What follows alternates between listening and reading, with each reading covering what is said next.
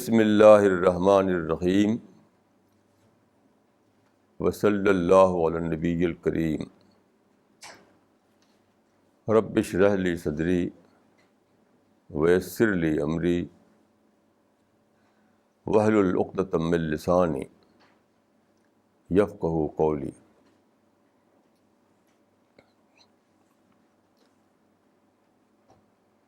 آج کا ٹاپک ہے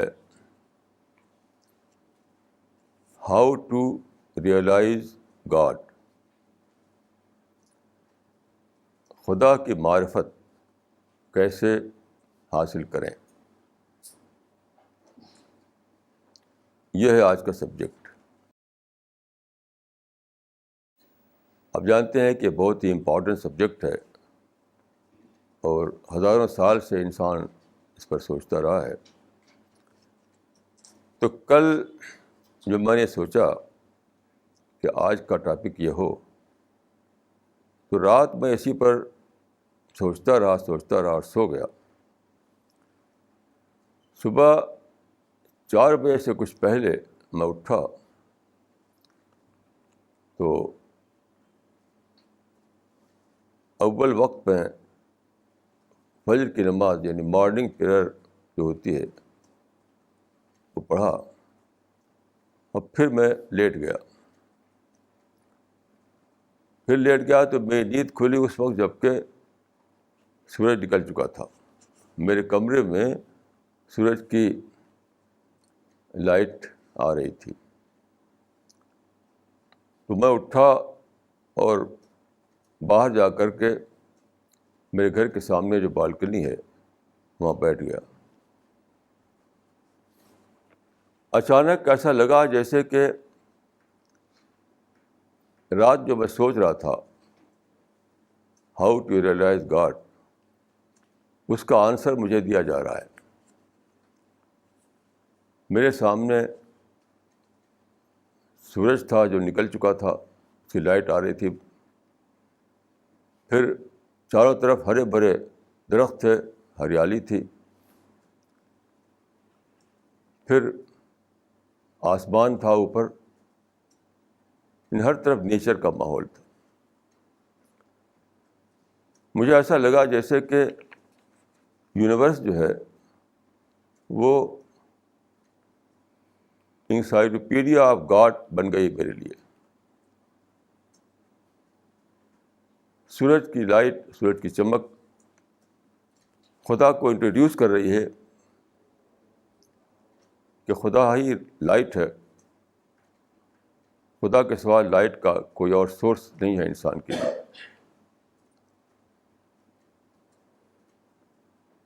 چڑیاں اڑ رہی تھیں، ایسا لگا کہ چڑیاں جو ہیں وہ ڈیوائن سانگ گا رہی ہیں، خدائی گیت۔ پھر جو چاروں طرف جو ہریالی تھی وہ گویا کہ خدا کی رحمت کا پریچے دے رہی تھی۔ تو سارے یونیورس جو ہے، آسمان جو ہے خدا کے گریٹنس کو بتا رہا تھا۔ تو عجیب میرا حال ہوا۔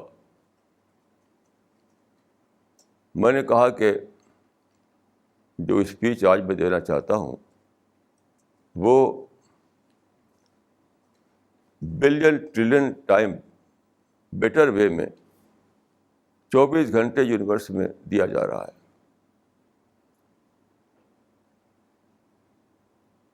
ایک عجیب کیفیت ہوئی، بڑا انسپریشن مل رہا تھا مجھے۔ پھر میں نے سوچا کہ کیا یہی وہ چیز ہے جس کو ریئلائزیشن آف گاڈ کہا جاتا ہے؟ اس سینس میں جتنے سائنٹسٹ تھے ان کو تو ہوا، تو کیا سائنٹسٹ لوگ سب کے سب جائیں گے پیراڈائز میں؟ پھر ایک ڈسکوری مجھے ہوئی۔ سائنٹسٹ لوگوں کی لائف میں نے پڑھی ہے، کئی لوگوں نے یہ کہا نیچر کو دیکھ کر ونڈر، کسی نے کہا کہ گریٹ، تو نیچر میں یا یونیورس میں انہوں نے خدا کی گریٹنس کو پایا، گریٹنس کو. لیکن خدا کے گریٹنس کو پانا یہی پیراڈائز میں جانے کے لیے کافی نہیں ہے. یعنی ونڈر آف نیچر اگر آپ ڈسکور کر لیں تو وہ کافی نہیں ہے کہ آپ پیراڈائز میں چلے جائیں. اس لیے کہ قرآن میں 4000 سال پہلے عراق میں ایک کنگ تھا نمرود. اس کے سامنے اس زمانے کے پرافٹ ابراہیم گئے، انہوں نے دعوت پیش کی. وہ سمجھتا تھا کہ خدا تو میں ہی ہوں، میرے سوا کون ہے. تو پرافٹ نے کہا کہ خدا سورج کو نکالتا ہے ایسٹ سے، تو ویسٹ سے نکال کر دکھاؤ. مطلب یہ جو نظام ہے اس کو بدل دو تم. رات اور دن کا جو نظام ہے، جو سسٹم ہے، تو اس قرآن میں آتا ہے کہ فَبَهِتَ الَّذِي كَفَرَ. The unbeliever was confounded. یعنی وہ مبہوت رہ گیا، وہ جیسے کہتے ہیں ششدر رہ گیا. تو وہ جنت میں تو نہیں جائے گا، وہ جنت پر نہیں جائے گا وہ. تو یاد رکھیے کریشن میں جو گریٹنس ہے اس کو پانا یہ کافی نہیں ہے کہ آپ جنت میں جائیں. پھر میں نے سوچا کہ پھر کیا چیز ہے جو آدمی کو جنت میں لے جائے گی. وہ مجھے ایک اور حدیث میں ملا. رسول اللہ سے پہلے ایک آدمی تھا عرب میں، اس کا نام تھا عبداللہ بن جدعان. تو وہ بہت جنرس آدمی تھا، بہت سوشل ورک کرتا تھا، بہت کھلاتا پلاتا تھا لوگوں کو. تو حضرت عائشہ جو تھی آپ کی اہلیہ، انہوں نے پوچھا کہ عبداللہ بن جدعان تو بڑا اچھا آدمی تھا، کیا وہ جنت میں جائے گا؟ تو آپ نے کہا کہ نہیں. آپ نے کہا کہ نہیں. پھر آپ نے فرمایا کہ اس نے کبھی یہ نہیں کہا کہ رب اغفر لی خطیئتی یوم الدین، او گاڈ فارگیو می. یہ کبھی اس کے منہ سے نہیں نکلا. اس سے میں نے سمجھا کہ انسان کی جو اصل پوزیشن ہے وہ ہیلپ لیسنس کی ہے. اپنی ہیلپ لیسنس کو ڈسکور کریں آپ، اور اس کو اکنالج کریں. یہ ہے پیراڈائز کا ٹکٹ. ونڈر آف نیچر کو آپ ڈسکور کریں تو وہ پیراڈائز کا ٹکٹ نہیں ہے. جو پیراڈائز کا ٹکٹ ہے وہ یہ ہے کہ آپ اپنے خدا کے مقابلے میں آپ کا جو پوزیشن ہے اس کو ڈسکور کریں. وہ تو آپ نے اگر ونڈر آف نیچر کو ڈسکور کیا تو آپ نے ایکسٹرنل ورلڈ میں جو ہے ایک چیز اس کو آپ نے ڈسکور کیا. یعنی God, man is compare to God کا جو معاملہ ہے اس کو نہیں ڈسکور کیا آپ نے. تو عبداللہ بن جدعان نے یہ نہیں کہا کہ او گاڈ فارگیو می. یعنی اپنی ہیلپ لیسنس کا اس نے کو اکنالج نہیں کیا. تو اس سے میں نے نتیجہ نکالا کہ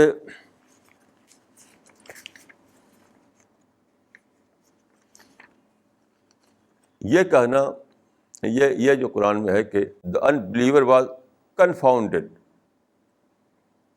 وہ حیران ششدر رہ گیا، یہ کافی نہیں ہے. آپ خدا کے مقابلے میں اپنے عجز کو، ہیلپ لیسنس کو ڈسکور کریں اور اس کو اکنالج کریں. اسی کو یعنی اسی کا اسٹیشن ہے نماز میں، جب آپ کہتے ہیں اللہ اکبر، اللہ اکبر کہہ کر سجدے میں گر جاتے ہیں. اللہ بڑا ہے یہ کہتے ہیں، یہ کہہ کر اس کو اس طرح سے یعنی اس کو ٹرانسلیٹ کرتے ہیں اپنے عمل میں اور سجدے میں گر پڑتے ہیں. وہ ہے ہیلپ لیسنس.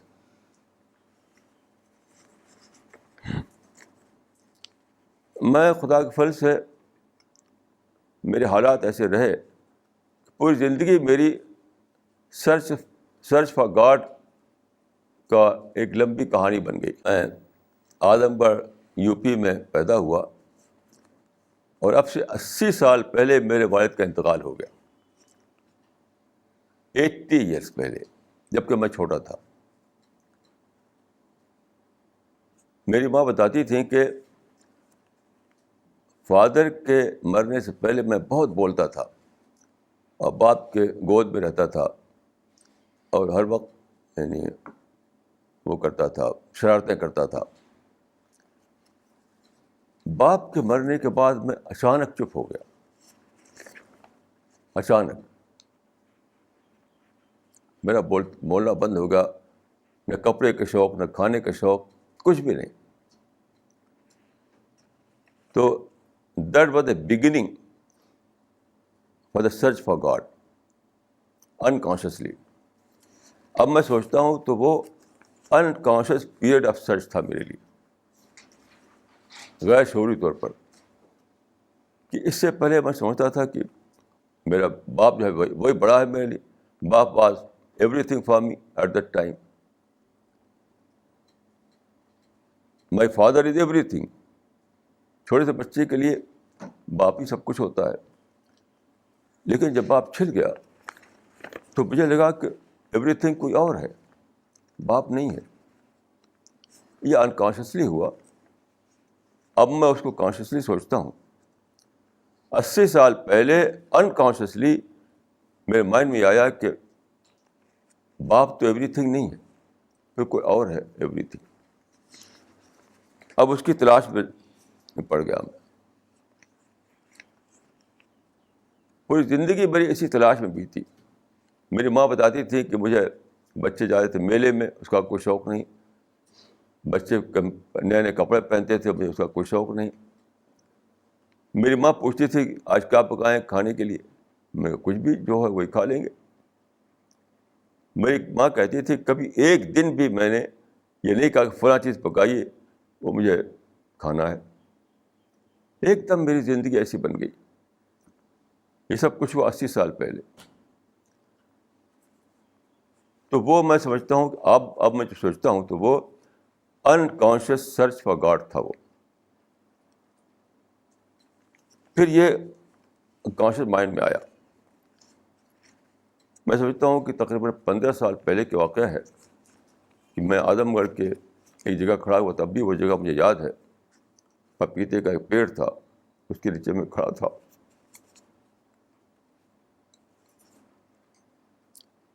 اور رو رہا تھا. وہاں 2 چیزیں ٹپک رہی تھی اوپر سے، ایک پپیتے کا پھول اور دوسرے میرے آنسو. عجیب منظر تھا وہ. اگر آپ نے پپیتا جانتے ہو تو پپیتا کا پھول اکثر گرتا رہتا ہے، ذرا سا ہلا کچھ پھول گرا. تو وہ ایک لمحہ تھا جب ایک طرف درخت کا پھول زمین پہ گر رہا تھا اور دوسری طرف میرے آنسو زمین پر ٹپک رہے تھے. اس وقت اچانک میرے زبان سے نکلا خداوند تو کب آئے گا،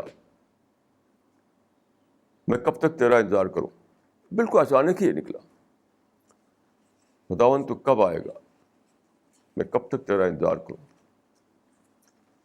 یہ میں کہہ رہا تھا اور رو رہا.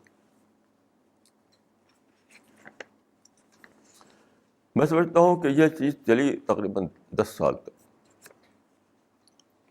یہ میں اکثر جگہ ہی کہتا پھرتا تھا. یہ تھا خدا کے لیے میری سرچ. پھر مجھے وہ وقت یاد ہے جب کہ میں شاہگنج کے ریلوے اسٹیشن میں تھا. وہاں براڈ گیج ہے, وہاں ہمارے قریب میں تو جو تھی وہ میٹرو گیج تھی, براڈ گیج ہے. میں تھا اور ایک صاحب تھے, ابوالفرقان صاحب, ہم دونوں وہاں کھڑے تھے ریلوے لائن کے کنارے. اچانک گاڑی آئی, اور آج بھی میں سوچتا ہوں کہ یہ ٹرین جو ہے یہ ایک عجیب رومانٹک اس میں سین ہوتا ہے. اس کی آواز میں, اس کے سین میں ایک عجیب رومانٹک منظر ہوتا ہے, وہ کسی اور سواری میں نہیں ہے.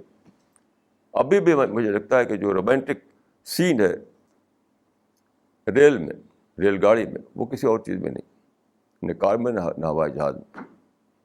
تو خیر میں وہاں کھڑا تھا جب ریل جو ہے انجن اپنی آواز چلتا ہوا گزرا میرے سامنے سے. تو اچانک میرے زبان سے نکلا خدا کا دوڑتا ہوا نشان, اے موونگ سائن آف گاڈ. ایک دم اچانک ہی نکلا تھا یہ خدا کا دوڑتا ہوا نشان. یہ تھا میری ڈسکوری کا پہلا دن. دیکھیے یہ سمپل بات نہیں ہے, یہ سمپل بات نہیں ہے. اس طرح کی ڈسکوری کے لیے آدمی کو ایک سمندر طے کرنا پڑتا ہے.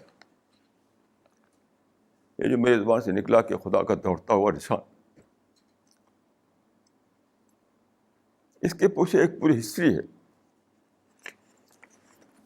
اس ایریا میں, ہمارے ایریا میں 1901 میں ریلوے لائن بچھائی گئی تھی, جب برٹش یہاں رول کر رہے تھے انڈیا میں 1901 میں. تو بچپن ہی سے میں یہ جانتا تھا کہ ریلوے لائن کوئی چیز ہوتی ہے, ٹرین کوئی چیز ہوتی ہے. ہمارے گھر کے اوپر چھت پر ہم کھڑے ہوتے تھے رات کو, خاص طور پر دکھائی دے تھی ریل گزر رہی. تو اتنے پہلے سے میں جانتا تھا ٹرین کو, لیکن کبھی ڈسکوری نہیں ہوئی, وہ میری ڈسکوری نہیں بنی. کیوں؟ آدمی پیدا ہوتا ہے کسی ماحول میں, ماحول سے وہ ماحول میں اس کی کنڈیشننگ ہوتی رہتی, کنڈیشننگ پہلے دن سے. تو میری بھی کنڈیشننگ ہو رہی تھی. تو کیا ہوا, میں آپ کو 3 ریفرنس دیتا ہوں.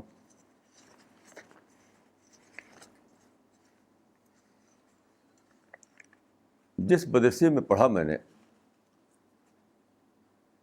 بچپن میں, اس کے ٹھیک وہ مدرسہ جو ہے ایک ریلوے لائن کے کنارے تھا, بہت ہی پاس تھا ریلوے لائن کے. یعنی انجن کی سیٹی ہمیں سنائی دیتی تھی مدرسے میں. تو ہمارے مدرسے کے ایک ٹیچر تھے, ان کا نام تھا مولانا نور الہدیٰ, وہ شاعر بھی تھے. تو سیٹی کی آواز آتی تھی جب ہم پڑھتے تھے مدرسے میں. تو سیٹی کی آواز آئی ایک دن, تو انہوں نے اپنے شاعری میں کہا, پوچھ سے سیٹی دیا اور پھر چل پڑی, ریل گڑی ریل گڑی ریل گڑی ریل گڑی. آپ دیکھیے کہ یہ تھا پہلا انٹروڈکشن جو ماحول نے دیا مجھ کو, جو میرا ماحول تھا اس میں جو مجھے بتایا کہ کیا ریل گاڑی کیا چیز ہے. پوچھ سے سیٹی دیا اور پھر چل پڑی, ریل گڑی ریل گڑی ریل گڑی ریل گڑی. اس سے میں کیا جانتا. پھر میں اس زمانے میں انگریزی میں اتنی نہیں جانتا تھا, تو اردو میں کتابیں چھپیں. جواہر نہرو کی کتاب چھپی تھی, 2 کتابیں خاص طور پر. ڈسکوری آف انڈیا چھپی تھی تلاش ہند کے نام سے, ان کی جو آٹو بایوگرافی ہے وہ چھپی تھی میری کہانی کے نام سے. ڈاکٹر عابد حسین نے اس کا ترجمہ کیا تھا, بہت اچھا, وہ میں نے پڑھا. تو جواہر لال نہرو نے لکھا تھا اس میں ریل کے بارے میں کہ یہ ریلوے ٹرین نہیں ہے, یہ لوہے کی زنجیریں ہیں جس میں ہم کو جکڑنے کے لیے سارے انڈیا میں بچھایا گیا ہے۔ یہ تھا دوسرا انٹروڈکشن کہ ریلوے ٹرین کو میں جو میرے ماحول نے بتایا یہ تو لوہے کی زنجیریں ہیں، غلامی کی زنجیریں ہیں۔ آپ دیکھیے اس میں بھی کوئی خدا کا ریفرنس نہیں تھا، خدا کوئی ریفرنس نہیں۔ اور میں کہے جانتا جس ماحول میں کنڈیشننگ ہو رہی تھی میری وہ یہ تھا، پوچھ سیٹی دیا اور چل پڑی، اور یہ کہ غلامی کی زنجیریں ہیں یہ۔ پھر اس زمانے میں جو ریل ہوا کرتی تھی، اب تو ایسا نہیں ہے، تو 4 کلاس ہوا کرتے تھے، 4 کلاس، یعنی فرسٹ کلاس، سیکنڈ کلاس اور انٹر کلاس، پھر تھرڈ کلاس، 4 کلاس ہوا کرتے تھے۔ تو مجھے یاد ہے ایک صاحب اس کا بہت ہی مذاق اڑایا کرتے تھے کہ دیکھو انگریزوں کو، ہم کو 4 کلاس میں بانٹ رکھا ہے۔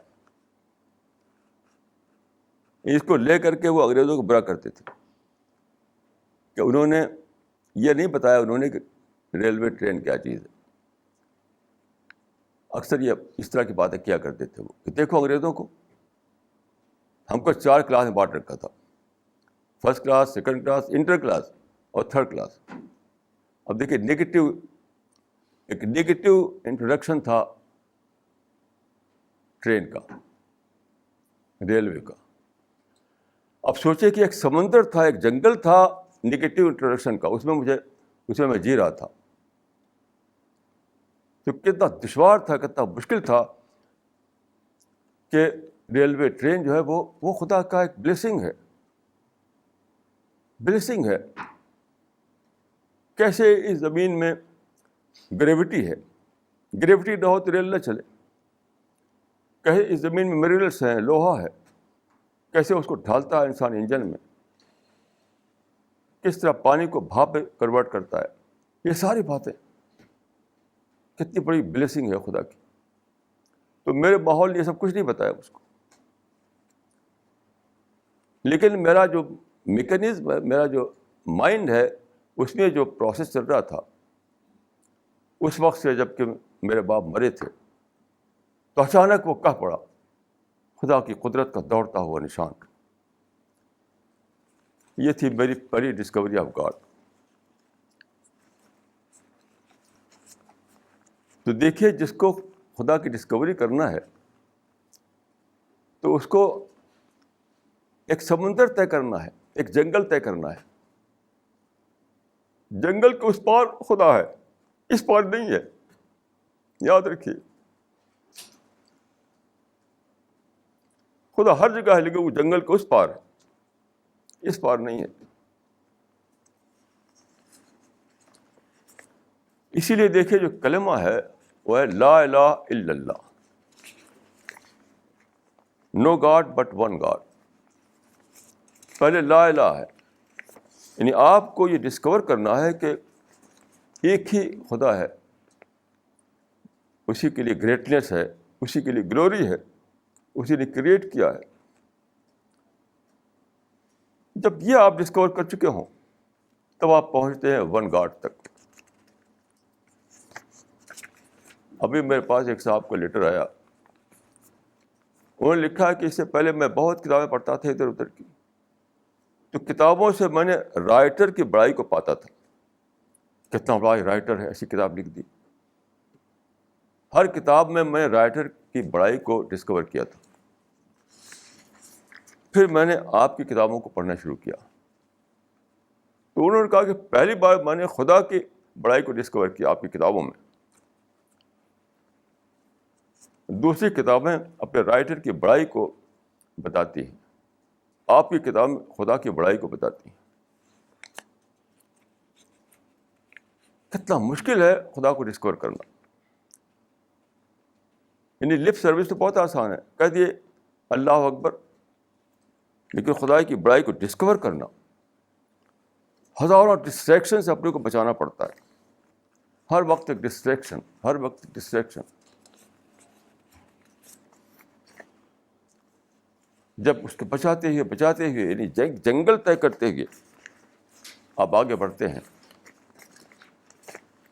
اس پار خدا دکھائی دیتا ہے.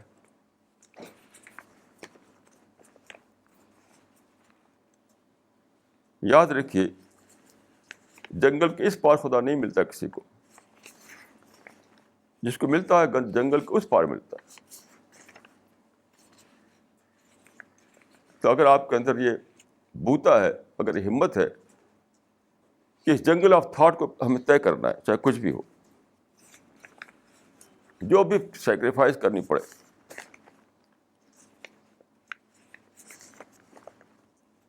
تب آپ ضرور خدا کو پالیں گے.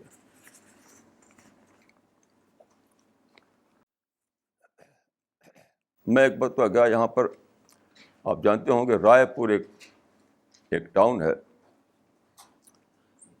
تو وہاں پر بہت ہی بیوٹیفل سین ہوتا ہے. ایک بہت اچھی ایک وہ ہے نہر, کینال, بہت ہی چوڑی کینال ہے وہ, اس کے چاروں طرف ہریالی ہے. وہاں پر ایک صاحب کی خانقاہ ہے, ایک بزرگ کی, بہت پہلے بنی تھی, آزادی سے پہلے. تو بہت کھلی جگہ ہے اور کینال ہے اور درخت ہیں, ہر طرف نیچر ہے, نیچر. تو میں وہاں گیا تو مجھے بتایا گیا کہ فلاں صاحب آئے تھے وہاں خانقاہ پر.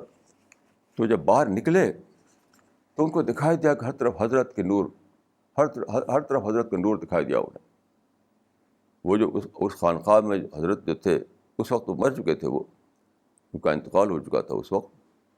تو ہر طرف حضرت کا نور دکھائی دیا انہیں. حضرت کے نور میں وہ نہا گئے وہاں پر. میں جب نکلا اس کے باہر اور دیکھا میں نے کینال کو اور درختوں کو اور وہاں کے ماحول کو, تو مجھے خدا کا نور دکھائی دیا. ہر طرف مجھے خدا کا نور دکھائی دیا. درختوں میں خدا کا نور, کینال میں خدا کا نور, فضاؤں میں خدا کا نور. تو یاد رکھیے جو آدمی ادر دین گاڈ کسی کی گریٹنس میں جیتا ہو وہ کبھی خدا کو نہیں پائے گا. وہ آدمی جو تھا اس بزرگ کی گریٹنس میں جیتا تھا جن کی وہاں قبر بنی ہوئی تھی, اسی گریٹنس میں جیتا تھا. تو ہر طرف وہی دکھائی دیا. وہ وہاں نیچر کا ماحول تھا لیکن دکھائی دیا ان کو ان کے اپنے بزرگ. میں اللہ کے فضل سے کسی کی بڑائی بھی نہیں جیتا, اپنی بڑائی بھی نہیں جیتا. میں کہہ سکتا ہوں کہ میں اپنی بڑائی بھی نہیں جیتا, جبکہ ہر آدمی اپنی بڑائی میں جیتا ہے. ایک دن میں یہاں اپنے گھر پر اوپر بیٹھا ہوا تھا, نیچے دو لیڈیز جھگڑ رہی تھی, لڑ رہی تھی آپس میں. اس میں ایک تھی جھگی جھوپڑی کی عورت, صفائی کرمچاری والی, اور ایک تھی کوٹھی والی. جو جھگی جھوپڑی والے نے کہا کہ بی بی جی تم کو اپنی کوٹھی کا نشہ ہے تو ہم کو اپنی جھگی جھوپڑی کا نشہ ہے, تم کو اپنی امیری کا نشہ ہے تو ہم کو اپنی غریبی کا نشہ ہے. ہر انسان اپنی بڑائی میں جیتا ہے, یاد رکھیے. میرے کانوں نے سنا اس کنورسیشن کو, اکثر میں یاد آتا ہے مجھے, تو میں سوچتا ہوں کہ ہر آدمی اپنی بڑائی میں جیتا ہے, چاہے وہ چھوٹا آدمی کیوں نہ ہو. میں کہہ سکتا ہوں خدا کے سے کہ میں کسی کی بڑائی میں نہیں جیتا, اپنی بڑائی میں نہیں جیتا. اس لیے مجھے وہاں جب میں راپور میں دیکھا, میں نے وہاں کا نیچر, وہاں کا سین, ہر طرف مجھے خدا کا نور دکھائی دیا. ان صاحب وہ جیتے تھے کسی بزرگ کی بڑائی میں, انہیں بزرگ کا نور دکھائی دیا. میں جیتا تھا خدا کی بڑائی میں, مجھے خدا کی بڑائی دکھائی دی.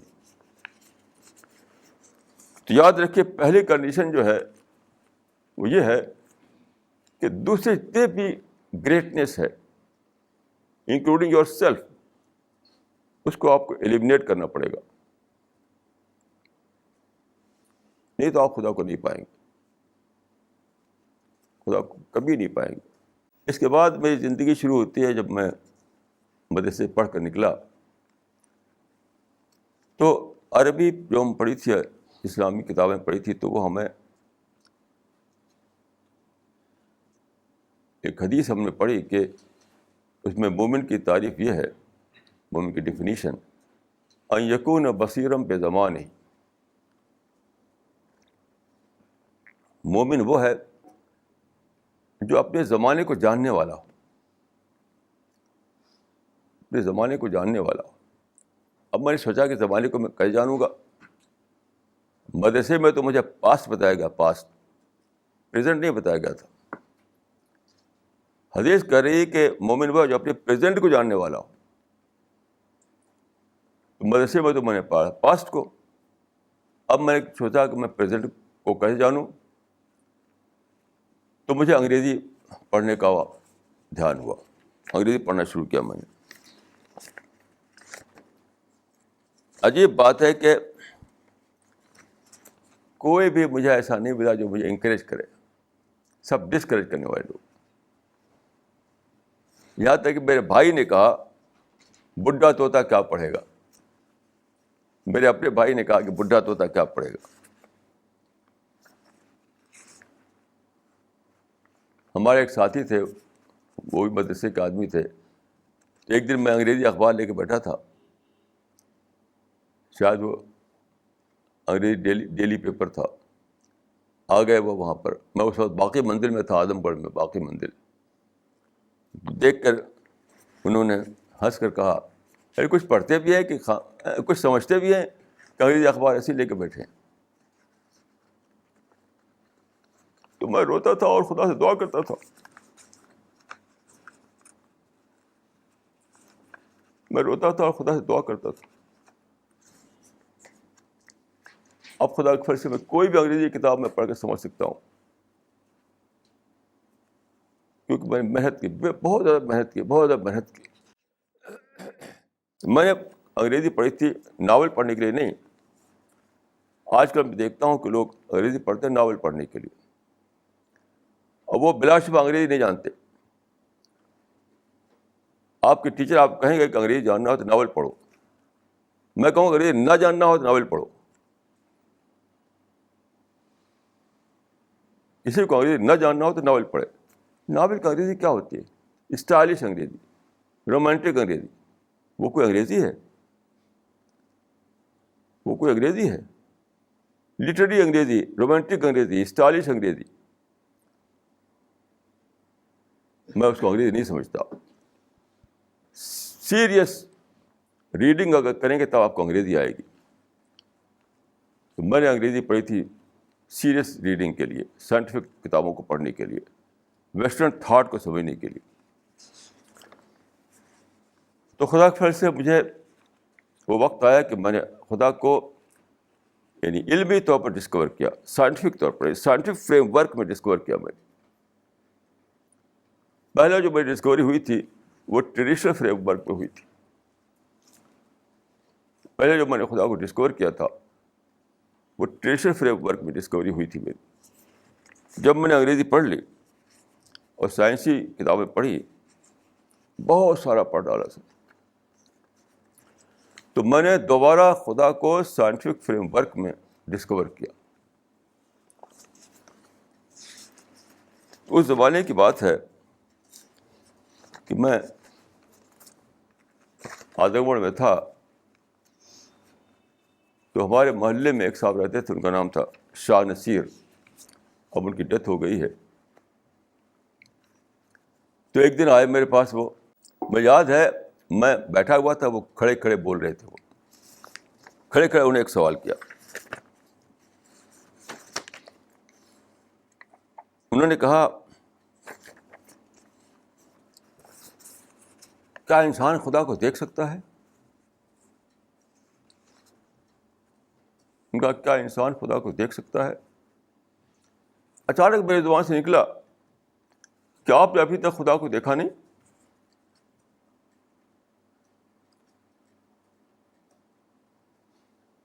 کیا آپ نے ابھی تک خدا کو دیکھا نہیں؟ یہ کہنے میں پوری طرح سیریس تھا، پوری طرح سنسیئر تھا. یہ میں نے جوک نہیں کیا تھا.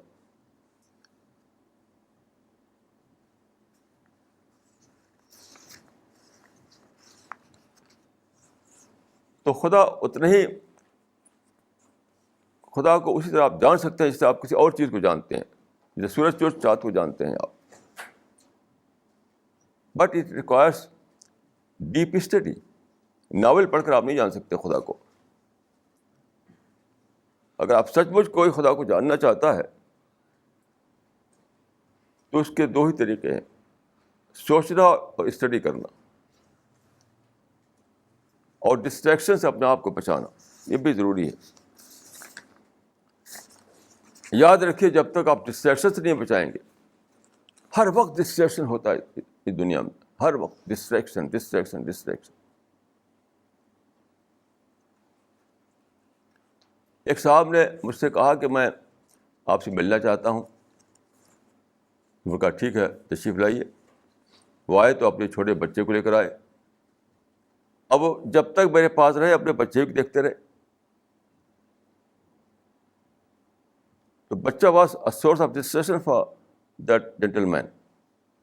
تو اب میری بات کو سمجھ بھی نہیں آئی ہوگی ان کی. دیر تک رہے میرے پاس، لیکن ان کا سارا جو سول کنسرن تھا وہ بچہ تھا. اسی کو دیکھ رہے تھے، اسی کو دیکھ رہے تھے، اسی کو دیکھ رہے تھے، اسی سے کھیل رہے تھے. اس کی ہر بات، وہ ہاتھ اٹھاتا تو اس کو بھی دیکھتے تھے، پانچ ہاتھ اس کو بھی دیکھتے تھے، ادھر ادھر چلتا تھا اس کو بھی دیکھتے تھے. وہ یعنی فرشتے بھی وہاں فرشتے بھی چل رہے تھے، وہ دکھائی نہیں دیا انہیں. ان کا بچہ چل رہا تھا، وہ انہیں دکھائی دیا. حدیث میں آتا ہے کہ ایک بارش جگہ بھی زمین پہ سے نہیں جا کوئی فرشتہ موجود نہ ہو. اس کو بارش کہتے ہیں. یا کہہ سکتے ہیں آپ ایک فٹ زمین بھی ایسی نہیں جہاں فرشتہ موجود نہ ہو. تو وہاں فرشتے بھی آس پاس چل رہے تھے، انہیں فرشتے نہیں دکھائی دیے. بس اپنا بچہ چل رہا ہے، ادھر چل رہا ہے ادھر چل رہا ہے، وہ دکھائی دے رہا ہے. تو کیا سمجھیں گے؟ ہر آدمی جو ہے کسی نہ کسی چیز سے ڈسٹریکٹ ہو رہا ہے. تو ہم سے پوچھتا ہے کہ خدا کو کیسے ہم جانیں؟ بھائی پہلے ڈسٹریکشن سے بچاؤ اپنے آپ کو. اپنے آپ کو پہلے ڈسٹریکشن سے بچاؤ. اس کے بعد ہی آدمی خدا کو دیکھے گا، خدا کو چھوئے گا، خدا سے اس کی میٹنگ ہوگی، خدا سے اس کا کمیونین قائم ہوگا. خدا کے پانے کے بعد کیا ہوتا ہے انسان کا حال؟ اس کا ایک قصہ قرآن میں بتاتا ہوں آپ کو. ایجپٹ میں کنگ تھا فیرو، جس کو فرعون کہا جاتا ہے. تو اس کے زمانے میں حضرت موسیٰ آئے، موسیس، اور اس کو دعوت دی انہوں نے توحید کی. تو حضرت موسیٰ نے اپنا جو ان کے پاس وہ تھا ان کا عصا، اسٹاف، اس کو زمین پر ڈالا اور سانپ بن گیا وہ. تو اس زمانے میں ایجپٹ میں میجک کا بہت زور تھا. بڑے بڑے میجیشین ہوا کرتے تھے ایجپٹ میں. تو فرعون نے کہا کہ میں تم کو میجیشین کے ذریعے تم کو ڈیفیٹ دوں گا. تو ایک دن طے ہوا اور پورے ایجپٹ کے بڑے بڑے میجیشین بلائے گئے وہاں پر، اور وہاں پر موسیٰ کو بلایا گیا. ایک بہت بڑا میدان تھا، اس میدان میں لوگ بھرے ہوئے تھے تماشا دیکھنے کے لیے. تو کیا ہوا، جو میجیشین آئے تھے بڑے بڑے، ان کے ہاتھ میں کوئی رسی تھی، کوئی لکڑی تھی، میدان میں ڈالا انہوں نے. تو وہ سانپ کی طرح وہ سب چلنے لگے. وہ لکڑی اور رسی جو لگا کے سانپ چل رہا ہے اس میں میدان میں. تو اس کے بعد موسیٰ نے کہا کہ ٹھیک ہے اب میں ڈالتا ہوں. تو موسیٰ نے اپنا جو ان کا جو اسٹاف تھا، جو ان کا جو عصا تھا، وہ ڈالا. تو فیضا ہے تلقف ما یافکون، وہ تو خدا کا معجزہ تھا، خدا کا میریکل تھا. تو قرآن میں ایک فیضا ہے تلقف ما یافکون، ان کے ڈالے ہوئے چیزوں کو وہ سانپ نگل گیا. نکل گیا, ختم ہو گیا. وہ نکل گیا کا مطلب کوئی لوگ سمجھتے کہ وہ کھا گیا, یہ مطلب نہیں ہے. وہ سانپ وہ جو دکھائی دے رہے تھے وہ سب سانپ, وہ سب لکڑی اور رسی بن گئے. وہ جب وہ چلا موسیٰ کا سانپ تو ان کا جادو ختم کر دیا اس نے. تو سانپ تو لکڑی رہ گئی اور رسی رہ گئی. یہ جب دیکھا جادوگروں نے, میجیشین جو تھے وہاں کے, تو وہ جانتے تھے کہ جادو کی ایک لمٹ ہے. تو وہ سمجھے کہ جو موسیٰ نے جو دکھائی ہے دیر بیانڈ دیٹ لمٹ, یہ جادو نہیں ہے, یہ اس سے اوپر کی چیز ہے. چونکہ وہ اپنا جو آرٹ تھا, ان کا آرٹ میں وہ ایکسپرٹ تھے وہ, تو ان کو یہ سمجھنے میں ایک سیکنڈ میں نہیں لگا یہ جو موسیٰ دکھا رہے ہیں یہ تو جادو ہے نہیں, جادو سے بہت اوپر کی چیز ہے. اسی وقت وہ ان کا آمنا موسیٰ و ہارون, اسی وقت انہوں نے کہہ دیا کہ ہم موسیٰ کے رب پر ایمان لائے. اسی وقت وہیں پر بول دیا انہوں نے, ہم موسیٰ کے رب پر ایمان لائے. تو فرعون جو تھا فیرو بہت غصہ ہوا. وہ اس نے کہا کہ تم بلایا تھا ہم نے تم کو اس کا توڑ کرنے کے لیے, تم اسی کا ساتھ دینے لگے. تم سب کو میں مروا ڈالوں گا.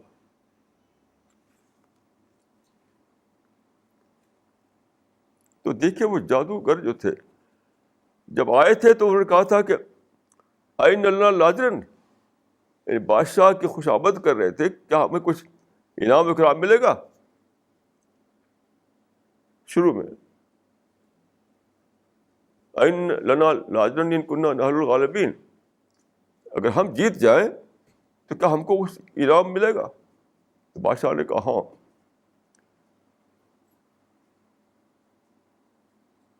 یہ تھا بگننگ میں.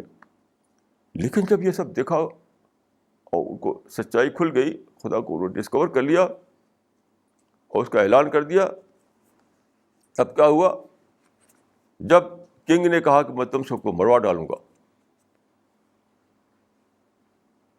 کسی کو زندہ نہیں چھوڑوں گا, تو انہوں نے کہا کہ فقط ما انت قاد انک تقضی هذه الحیات الدنیا, جو کرنا ہے کرو, تم اسی دنیا کے لیے تم کر سکتے ہو نا. زندگی تو لائف آفٹر تک جاتی ہے. فقط ما انت قاد انک تقضی هذه الحیات الدنیا, جو کرنا ہے تو کر لو, اسی دنیا میں تم کر سکتے ہو. چند منٹ کی چند گھنٹے کی دنیا ہے. تو جب ڈسکوری ہوتی ہے تو یہ آدمی کا حال ہوتا ہے, کیونکہ ساری لکیریں جو ہے چھوٹی ہو جاتی ہیں. ایک بڑی لکیر جب ایک بڑی لکیر جو مل گئی, آپ جانتے ہیں کہ چھوٹی لائن کے آگے بڑی لائن کھینچ دی جائے تو اپنے آپ چھوٹی لائن بن جاتی. تو جب خدا کو ڈسکور کر لیا انہوں نے تو ہر لائن چھوٹی ہو گئی, کنگ بھی چھوٹا ہو گیا. میں یہاں یہ کہوں گا کہ خدا کو ڈسکور کرنے کے لیے بہت ضروری ہے سادگی, سمپلسٹی. امپاسبل ہے کہ لگژری کے ساتھ خدا کی ریلائزیشن اکٹھا ہو, امپاسبل ہے. کیوں؟ خدا ملتا ہے انسان کو عجز کی سطح پر, ہیلپ لیسنس کی سطح پر, اور سادگی میں آدمی کے اندر ہیلپ لیسنس آتا ہے. جہاں لگژری آئی تب تو پھر آپ سادگی, پھر تو ہیلپ لیسنس ختم. حضرت عمر فاروق جو خلیفہ تھے بہت بڑے اس زمانے میں,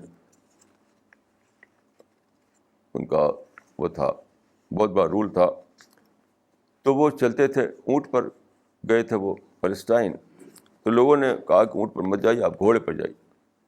گھوڑا لے آئے, اس پر بیٹھے, وہ بہت اچھا گھوڑا تھا.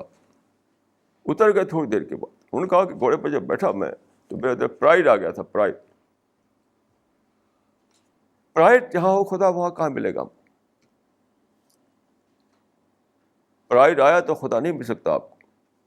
اس لیے جس آدمی کو چاہیے کہ وہ خدا کو پائے, اس کو یہ بھی ڈیسائیڈ کرنا پڑے گا کہ اس کو سمپل لائف بتانا ہے. سمپلسٹی کے بغیر کوئی آدمی عجز کا تجربہ نہیں کرتا, اور جب عجز کا تجربہ وہ نہیں کرے گا تو خدا کو بھی نہیں پائے گا. ایک بات میں یہ کہوں گا, یہ جو آس پاس کی دنیا جو ہے روز مرہ اس میں خدا کا انٹروڈکشن ہو رہا ہے ہر وقت. تو آپ اس کو, اس میں آپ اتنا زیادہ آپ میچورٹی آپ کے اندر آ جائے کہ چیزوں میں آپ خدا کو دیکھنے لگے, جس کو قرآن میں کہا گیا تبسم. تبسم کی جب تک آپ کے اندر کیپیسٹی نہیں آئے گی, آپ خدا کو نہ دیکھیں گے نہ پائیں گے. ایسا آدمی اندھا بہرا بنا رہے گا. میں جو کہنا چاہتا ہوں اس کا میں ایک مثال دیتا ہوں. میں موراکو گیا. موراکو میں آپ جانتے ہیں کہ ابھی بھی کنگ ہے وہاں پر, کنگ شپ ابھی وہاں پر ہے. تو کنگ کا جو پیلس تھا اس میں ایک پروگرام تھا, اس میں دنیا بھر کے اسکالر بلائے گئے تھے, مجھے بھی بلایا گیا تھا. اس سے پہلے میں نے دیکھا تھا کہ بکنگھم پیلس میں یا وائٹ ہاؤس میں 10 ڈاؤننگ اسٹریٹ میں کہیں جوتا نہیں اتارنا پڑتا. تو میں ایسے چلا گیا جوتے کے ساتھ.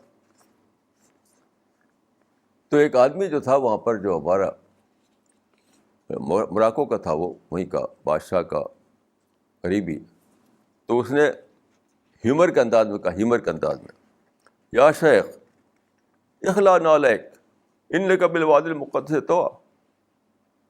یہ قرآن کی ایک آیت ہے یہ, کہ حضرت موسیٰ جب خدا نے بلایا موسیٰ کو پہاڑ پر, تو جوتا پہنے ہوئے تھے حضرت موسیٰ. تو ایک ہی انسان ہے میں سمجھتا ہوں موسیٰ, جس کے ساتھ خدا نے ڈائریکٹ کلام کیا ہے, کوئی دوسرا انسان نہیں. دوسرے انسان کے پاس اینجل آتے ہیں, کوئی پیغمبر یا کوئی انسان ایسا میرے علم میں نہیں ہے.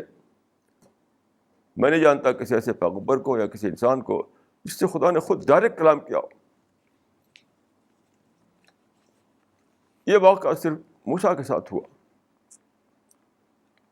تو جب وہ پہاڑ پر پہنچے تو جوتا پہنے ہوئے تھے. ادھر سے آواز آئی, اخلا نالیک انک بالوادی المقدس طویٰ. اے موسیٰ اپنے جوتے اتار دو, تم اس وقت ہولی پلیس پر ہو. اسی کو لے کر انہوں نے ہیومر کے انداز میں کہا کہ یا شیخ اخلا نالیک انک بالوادی المقدس طویٰ.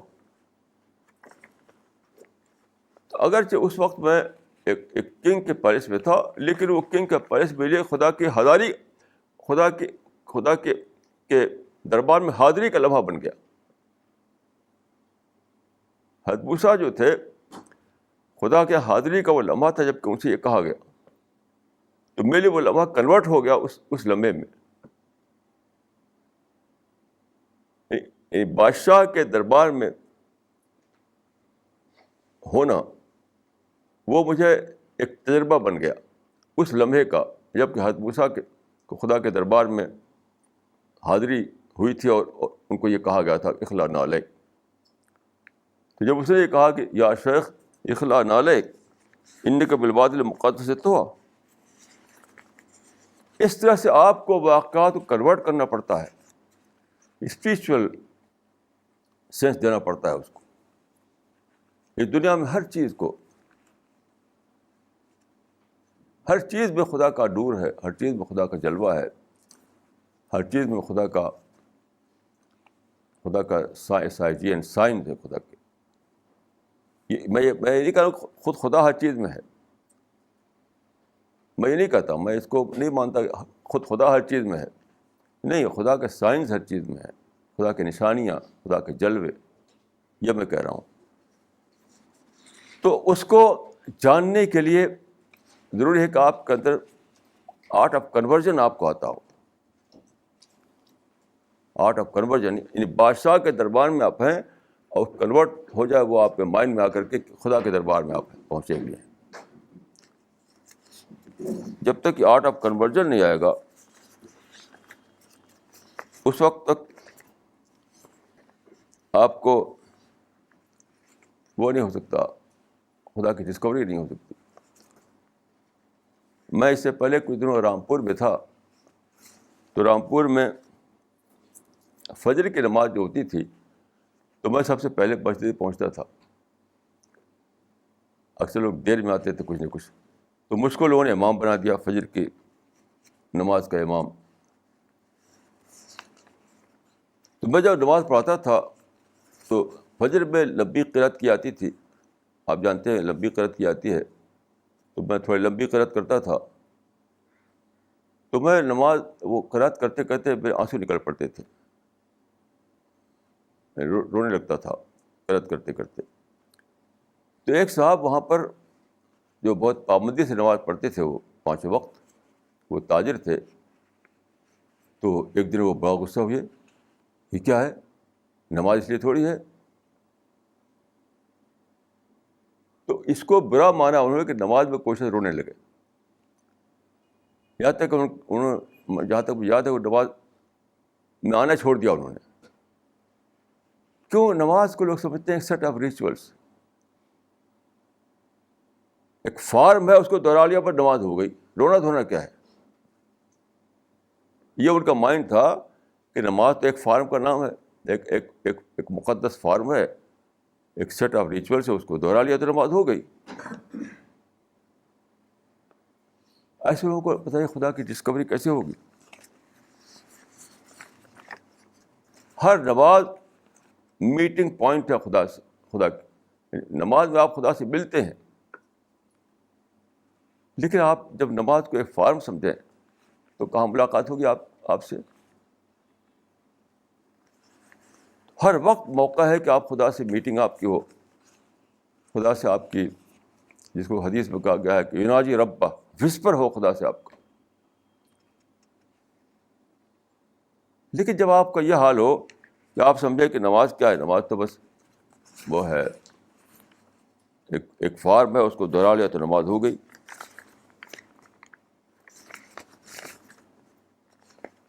ایک صاحب حج کر کے آئے, بزرگ تھے, وہ عمر کافی ہو چکی تھی, مطلب وہ نوجوان نہیں تھے وہ. تو میں حج کے بعد ان کے پاس گیا. اکثر میرا ہے کہ میں کسی سے بھی اس کے تجربات پوچھتا ہوں, تجربہ. تو میں نے پوچھا کہ آپ حج کر کے آئے ہیں, کچھ تجربہ بتائیے حج کا. تو انہوں نے بڑی سادگی سے کہا تجربہ کیا ہے, وہاں تو بس کھجور ہے اور زمزم ہے, اور پھر حرم کی جو بلڈنگ ہے اس کی تعریفیں کرنے لگے. کیسی عجیب بات ہے. حج نام ہے اس بات کا کہ وہاں جا کر آپ کہتے ہیں اللہم لبیک اللہم لبیک, خدا میں حاضر ہوں, خدا میں حاضر ہوں. یعنی حج کی جو حقیقت ہے وہ یہ ہے. اور لوگ جاتے ہیں, یہ سبھی کا حال, ایک آدمی کی بات نہیں ہے.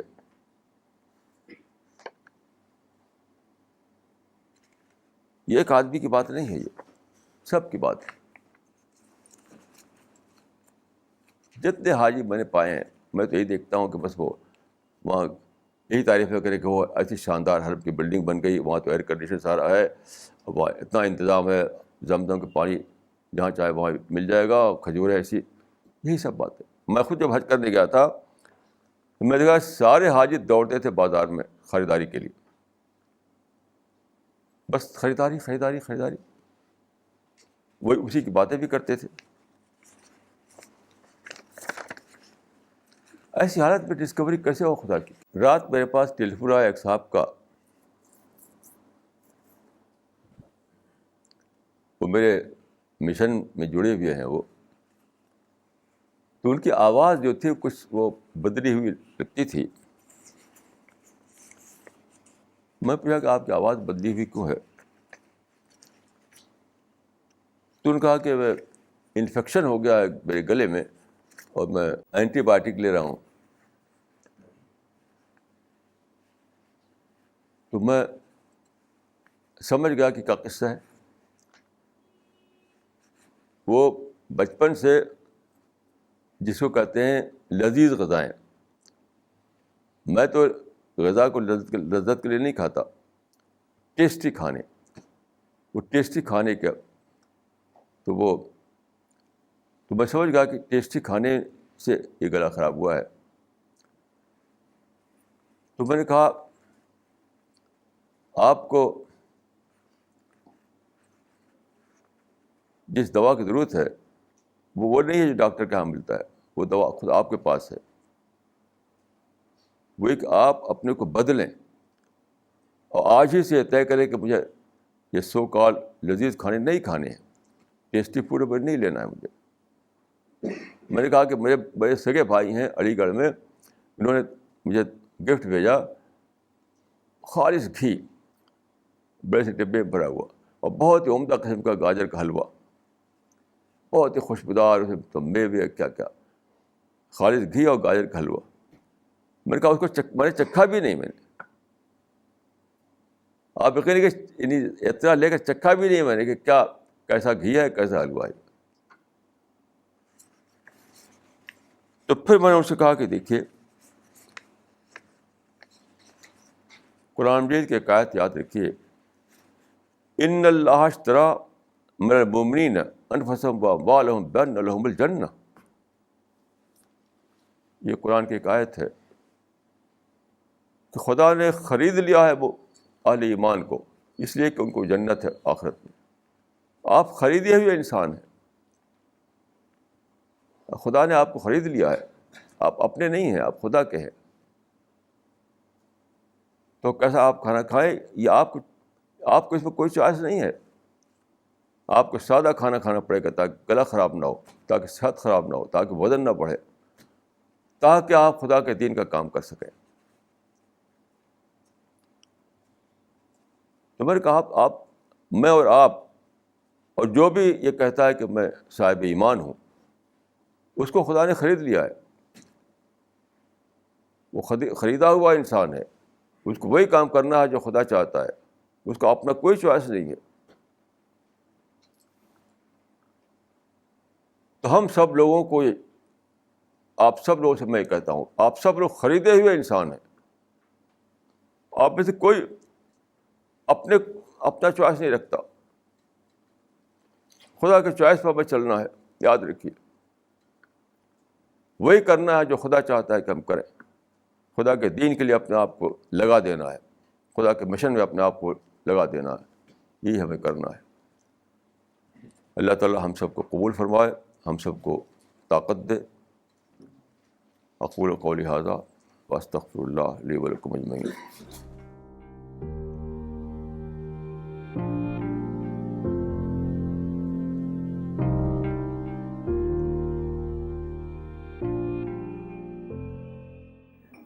This question is from Mr. O.P. Sikka. With reference to your book, The Ideology of Peace, on the system of cause and effect, my question to you is every effect due to some previous cause and in turn becomes another cause for some future effect? Secondly, is our present birth also due to some previous cause? Kindly enlighten us. دیکھیے cause and effect کا یہ جو extension ہے، Buddhist لوگ مانتے ہیں، ہم اس کو نہیں مانتے. کاز اینڈ افیکٹ صرف مٹیریل ورلڈ کے لیے ہے، لائف کا اس سے کوئی تعلق نہیں ہے. کہ جینا مرنا جو ہے وہ بھی کاز اینڈ افیکٹ سے یعنی گورن ہو رہا ہے. میں اس کو نہیں مانتا، اس کو میں صرف ایک وہ سمجھتا ہوں، ایک پوئٹک تھاٹ سمجھتا ہوں اس کو. تو لیکن دوسری بات یہ ہے یعنی زندگی جو ہے انسان کی، کوئی شے جو پیدا ہو خدا کے حکم سے پیدا ہوتا ہے. مثلا میں پیدا ہوں تو یعنی میں ایز این انڈیویجول خدا کے حکم سے پیدا ہوا ہوں. اس کے پیچھے کوئی کاز اینڈ افیکٹ کا سلسلہ نہیں ہے. ہر انسان خدا کے ڈائریکٹ حکم سے پیدا ہوا ہے، ہر انسان. اسی لیے تو اکاؤنٹیبل ہے. اگر یہ نہ ہو تو اکاؤنٹیبلٹی کا کانسیپٹ ختم ہو جائے. اور کاز اینڈ افیکٹ جو مٹیریل ورلڈ میں چلتا ہے وہ بھی لمیٹڈ سینس میں ہے. خدا برابر انٹرونشن کرتا رہتا ہے, تو میکینیکل سینس میں نہیں ہے. وہ کاز اینڈ ایفیکٹ کا کانسیپٹ جو ہے وہ میکینیکل سینس میں نہیں ہے, وہ لمیٹڈ سینس میں. اب آپ جانتے ہیں کہ سائنس میں بھی یہی مان لیا گیا ہے. 300 سال پہلے سائنس میں کاز اینڈ ایفیکٹ کو میکینیکل سینس مانا جاتا تھا. بالکل آج کوئی سائنٹسٹ نہیں مانتا اس کو. میکینیکل سینس میں آج کوئی نہیں مانتا اس بات کو. یہ پرانی بات ہو گئی. تو میکینیکل سینس, وہ کاز اینڈ ایفیکٹ جو میں نے لکھا ہے وہاں پر, وہ وہاں لمیٹڈ سینس میں ہے اور مٹیریل ورلڈ کے لیے ہے. اور زندگی اور موت کا تعلق اس سے نہیں ہے, وہ ایک الگ چیز ہے, اور ہر انسان الگ سے پیدا کیا جاتا ہے, اسی لیے وہ اکاؤنٹیبل ہے. وہ This question is from Dr. Wasiqur Rahman. Maulana Sahab, what curriculum you suggest for students in a model school which wishes to impart an integrated education of modern vocational course and Islamic teachings?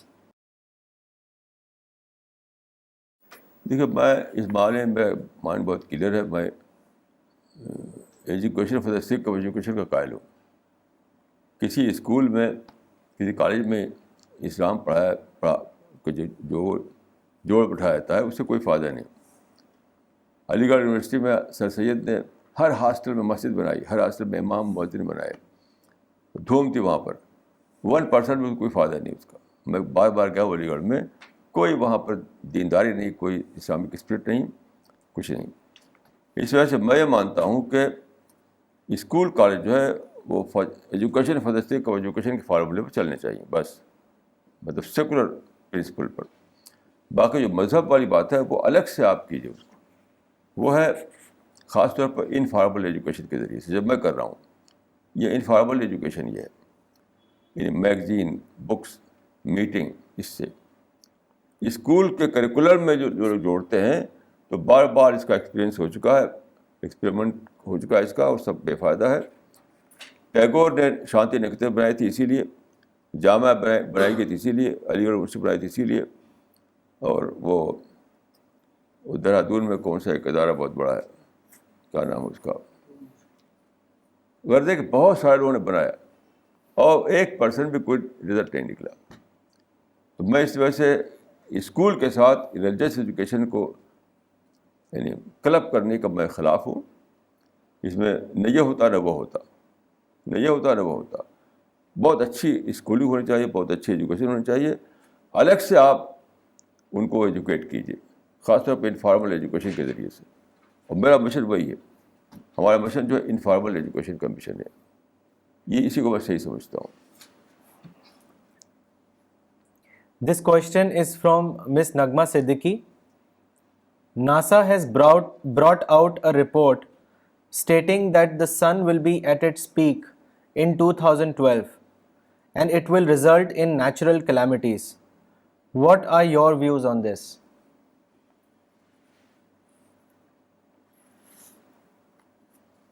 میں تو قرآن میں ایک اضافت لازفہ,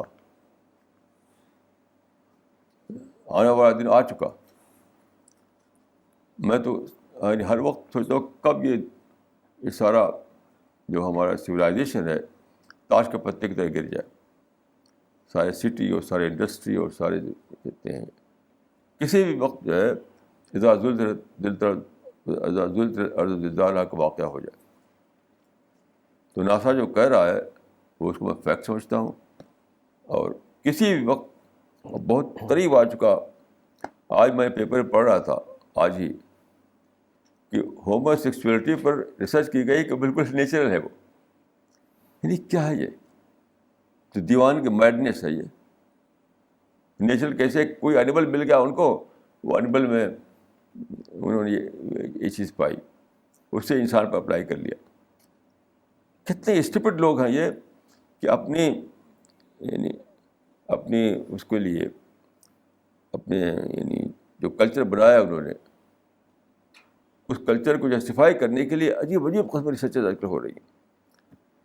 تو میں سمجھتا ہوں کہ انسان نے جسٹیفیکیشن کھو دیا ہے کہ زمین پر مزید رہے وہ. اب رہنے کا کوئی یہاں پر جسٹیفیکیشن نہیں ہے انسان کی. وہ حضرت نوح نے جو فرمایا تھا کہ ولا یلد الا فاجرا کفارا، کہ جو پیدا ہوگا وہ برا بنے گا، جو پیدا ہوگا برا بنے گا. آپ دیکھ لیجیے، آج ہی میرے پاس ایک ٹیلیفون آیا، آج ہی کی بات ہے. ایک مولوی صاحب بہت اچھے آدمی ہیں، وہ عالم ہیں، مدرسے میں پڑھاتے ہیں. ابھی لڑکے کے بارے میں ان کا لڑکا جو ہے میرا وہ اسکواش کے پڑا ہوا ہے، کوئی گرل فرینڈ بنا لیا اس نے، کوئی اسی سے باتیں کرتا ہے، کچھ کرتا کراتا نہیں، ہم لوگوں سے لڑتا ہے وہ. یہ مولوی کے بیٹے کا حال ہے، اور ہر گھر میں یہ حال ہے، کوئی ایک گھر کی بات نہیں ہے. اب جو بچے پیدا ہوں گے وہ بچے اسی کا حصہ بنیں گے، اسی کلچر کا حصہ. الگ سے آپ ان کو چاہیں کہ الگ سے بنائیں آپ، یہ امپاسبل ہے، امپاسبل ہے. آپ کسی آئی لینڈ میں نہیں بچوں کو رکھ سکتے، آپ اسی دنیا میں رکھنا ہے. اور اس دنیا کا حال اتنا خراب ہو چکا ہے کہ برائی جو ہے وہ کنڈیشننگ کا پروسیس بن چکی ہے. اس زمانے میں برائی ہے جو ایول کلچر جو اس زمانے میں ہے وہ کنڈیشننگ کا پارٹ بن چکا ہے. یعنی ایول کلچر ہی آدمی کنڈیشننگ ہو رہی ہے. آپ کیا کریں گے آپ؟ تو میں سمجھتا ہوں کہ اب ناسا والے جو خبر دے رہے ہیں بالکل صحیح خبر ہے. انسان جسٹیفیکیشن کھو چکا ہے، دنیا میں مزید ہو رہا ہے. اور کب قیامت آ جائے، کل صبح آ جائے، پرسوں صبح آ جائے، ہم کچھ نہیں کر سکتے. This question is from Ms. Razia. People hold their belief system to be so sacrosanct that they feel it to be blasphemous to raise questions at it. How can such people be told the importance of verification of their beliefs? دیکھیے، یہ تو ہر زمانے میں ایسے لوگ رہے ہیں جو سوچنے کو سمجھتے ہیں کہ سوچنا یعنی وہ ہے سسٹم کے خلاف سوچنا یا ٹریڈیشن کے خلاف سوچنا جو ہے یہ کوئی گناہ کی بات ہے. تو ایسے لوگ ہمیشہ رہیں گے. آپ کو سمجھانے کی کوشش کیجیے. کوشچن کرنا تو یعنی خدا سے فرشتوں نے کوشچن کیا، خدا نے خود یہ مثال قائم کی ہے کہ وہ فرشتوں نے کوشچن کیا، خدا نے اس کا جواب دیا. جب خدا نے پیدا کیا انسان کو تو فرشتوں نے کہا کہ آپ پیدا کر رہے ہیں انسان کو جو زمین میں جا کر کے وہاں وہ برائی پھیلائے گا، وہ قتل کرے گا، یہ کرے گا، وہ کرے گا. تو خدا نے ان کو ڈانٹ کے چپ نہیں کیا، خدا نے اس کا جواب دیا، یعنی اس کو ایکسپلین کیا. خدا نے اینجلز کے کوشچن کو ایکسپلین کیا، بلکہ اسے ڈیمونسٹریشن دیا خدا نے. جب خدا جو ہے کوشچن کو انوائٹ کرتا ہے تو کسی انسان کو کیا رائٹ ہے کہ وہ کوشچن کو کہے کہ صاحب غلط ہے یہ کام؟ یہ سب بالکل بیس لیس باتیں ہیں. ان کو سمجھانا چاہیے کہ آپ کی سوچ صحیح نہیں ہے. This question is from Mr. Mitunjay. I have heard that God is present in everything. However, today in the lecture, it was mentioned that God's signs are in everything. Kindly elaborate. دیکھیے، بہت پہلے سے یعنی ہزاروں سال سے دو parallel thought رہے ہیں مذہب میں. ایک کو کہتے ہیں مورزم، ایک کو کہتے ہیں مونوتھیزم. سنسکرت میں کہا جاتا ہے دویتواد اور ادویتواد. تو مورزم جو ہے، مورزم کو کہتے ہیں ادویتواد، یعنی دو نہیں، ڈولیٹی نہیں ہے چیزوں میں، سب کچھ ایک ہی ہے، ایک ہی چیز ہے، اسی کا مینیفیسٹیشن ہے ہر چیز. تو اسی کو کہتے ہیں کہ ہر چیز میں خدا کا یعنی ہر چیز خدا کا حصہ ہے، خدا کا انگ ہے ہر چیز. تو یہ مورزم کا کانسیپٹ بہت پہلے ہے. اصل میں یہ فلاسفیکل کانسیپٹ تھا، یہ ریلیجس نہیں تھا. اس کو یاد رکھیے اچھی طریقے سے کہ ادویتواد یا مورزم کا جو کانسیپٹ ہے ریلیجس کانسیپٹ نہیں ہے، یہ فلسافیکل کانسیپٹ ہے. وہ آ گیا ہے مذہب میں. وہ مذہب میں آ گیا ہے. جو مذہب کا جو کانسیپٹ ہے وہ ہمیشہ سے مونوتھیزم کا کانسیپٹ ہے. یعنی کریٹر الگ ہے، کریشن الگ ہے، خدا الگ ہے، مخلوق الگ ہے. ریلیجس کانسیپٹ ہمیشہ یہ رہا ہے. یہ فلسافیکل کانسیپٹ تھا، اس کو لے کر کے اس کو انہوں نے مذہب میں شامل کر دیا. یہاں تک کہ مسلمانوں میں صوفی لوگوں نے شامل کر دیا. اکثر صوفی جو ہے اس کو وحدت وجود کو مانتے تھے. جیسے مولانا روم کی جو کتاب ہے مثنوی مولانا روم، وہ سارا اسی پر ہے. ابن عربی نے بھی اسی طرح کے جو ٹاپ کے صوفی مانے جاتے ہیں اس طرح کی باتیں کی.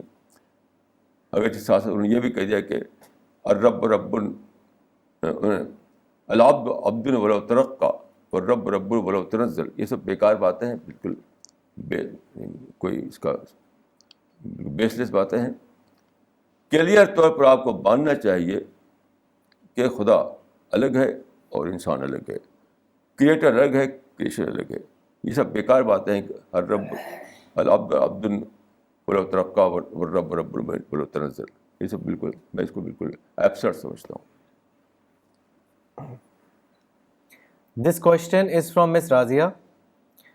People are often of the opinion that the test that we are here for is merely to do good deeds and refrain from the bad ones. How can the concept of test be explained to such people? دیکھیے یہ ہمیشہ سے چلا رہا ہے ایک سوچ، جس کو بابر نے کہا تھا کہ بابر بایش کوش کے عالم دوبارہ نیست. کہ ایک بار کی زندگی خوب آرام کر لو، عائش کر لو، بس قصہ ختم. تو بیسیکلی یہ چیز ہے اس پر کہ ہم لائف ہماری مرنے کے بعد کنٹینیو رہتی ہے کہ نہیں رہتی ہے. بیسیکلی یہ بات ہے. تو جو لوگ یہ مانتے ہیں کہ مر گئے تو ختم، ان کا کہنا ہے کہ خوب عائش کرو بس. لیکن اگر ہم یہ مانیں کہ زندگی بات کو بھی باقی رہتی ہے تو فوراً اکاؤنٹیبلٹی کانسیپٹ آ جاتا ہے. اور اکاؤنٹیبلٹی کانسیپٹ آئے گا تو پھر وٹنس کا کانسیپٹ آ جائے گا کہ دنیا میں اس لیے ہم ہیں کہ ہم یہاں پر ہمارا ریکارڈ تیار ہو رہا ہے، اس کے مطابق اگلے جو لائف ہے تو وہ لائف میں ہمیں اس کا ریوارڈ ملے گا یا پنشمنٹ ملے گا. اور جہاں تک میں جانتا ہوں جو سائنٹیفک اسٹینڈ ہے اس معاملے میں وہ یہ کہ لائف کنٹینیو کرتی ہے، ختم نہیں ہوتی. جہاں تک میں جانتا ہوں یہ. This question is from Dr. Farida Khanam. What is the sign of having surrendered before God completely? میں تو سمجھتا ہوں کہ ایک ہی سائن ہے، ماڈسٹی. بس ماڈسٹی، مگر ٹرو ماڈسٹی، سچی ماڈسٹی، بناوٹی ماڈسٹی نہیں. ایک آدمی گیا ہے، ایک بڑے مولانا تھے، ان کے پاس ایک کوشچن تھا اس کا پوچھنے کے لیے. تو انہوں نے کہا کہ میں تو ہیچ بدا ہوں. مجھے کیا ہیچ بدا کا مطلب ہے کہ آئی نو نتھنگ. تو اس نے کہہ دیا کہ ہاں حضرت آپ ہیچ بدا ہیں. اب غصہ ہو گئے وہ. یعنی یوں تو بولے وہ کہ میں کچھ نہیں جانتا، ہیچ بدا. اور جب اس نے کہہ دیا کہ ہاں سچ مچ آپ کچھ نہیں جانتے تو غصہ ہو گئے وہ. تو بہت سے لوگ اس فلسفے میں رہتے ہیں کہ خاص طرح کا کپڑا، خاص طرح سے بولنا وہ ماڈسٹی ہے. سب بالکل بیس لیس بات ہے. ماڈسٹی کا تعلق دل سے ہوتا ہے.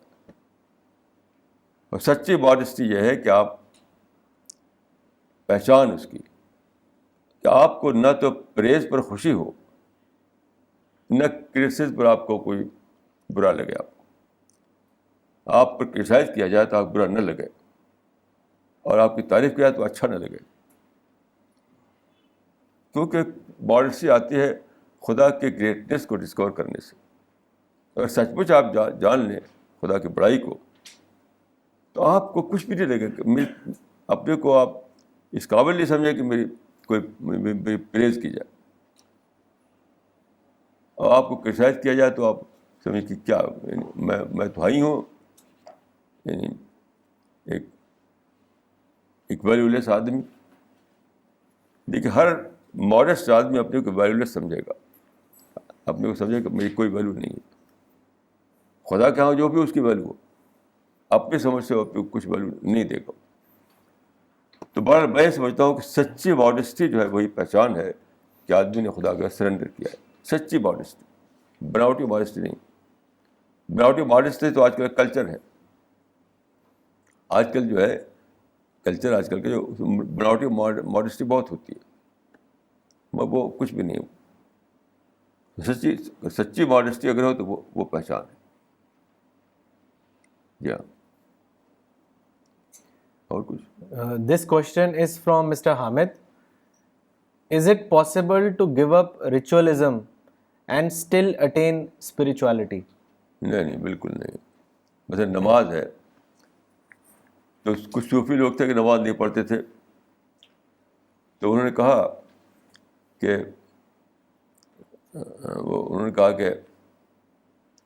انتم ما اورادکم ونحن ما وارداتنا. صوفی کا وہ ہے, وہ جو نماز نہیں پڑھتے تھے کہ انتم ما اورادکم ونحن ما وارداتنا, مطلب ہم دل کی نماز پڑھتے ہیں اور تم لوگ جو ہے فار والی نماز پڑھتے ہو. ایک صاحب میرے پاس آئے, ایک مسلم لیڈی تھی, اسے شادی کیا ایک کرسچن سے. وہ آسٹریلیا چلی گئی تھی. وہ لیڈی تھی, وہ آسٹریلیا گئی, مسلمان تھیں وہ. وہاں ایک کرسچن سے ان کی دوستی ہوئی, سے شادی ہو گئی. تو میرے پاس آئی تھی وہ لے کر کے ان کو, اور انہوں نے کہا کہ یہ مسلمان ہو گئے ہیں. مسلم لیڈی نے کہا کہ یہ مسلمان ہو گئے. تو اس سے میں نے پوچھا اس آسٹریلین سے کہ آپ نماز پڑھتے ہیں؟ جاتے کیا کہا اس نے, میں چلتے پھرتے نماز پڑھ لیتا ہوں, چلتے پھرتے نماز پڑھ لیتا ہوں. یہ سب بالکل بوگس باتیں ہیں. اور یعنی میں ایک طرف یہ کہوں گا کہ اسپرٹ, یعنی وہ اسپرٹ ہی اصل میں ورشپ ہے. لیکن ساتھ یہ بھی ضروری کہ فارم بھی ضروری ہے. یعنی فارم وداؤٹ فارم دیر از نو اسپرٹ. اسپرٹ جو ہے کوئی ویکوم میں نہیں ہوتی, یاد رکھیے. ویکوم میں کچھ بھی نہیں ہوتا, کچھ نہ کچھ اس کا مینیفیسٹیشن ہوگا. اسپرٹ کا مینیفیسٹیشن ہے وہ فارم. لیکن جب اسپرٹ سے الگ کر دیا جائے فارم کو, یعنی divide spirit form is nothing, including spirit form is very very important.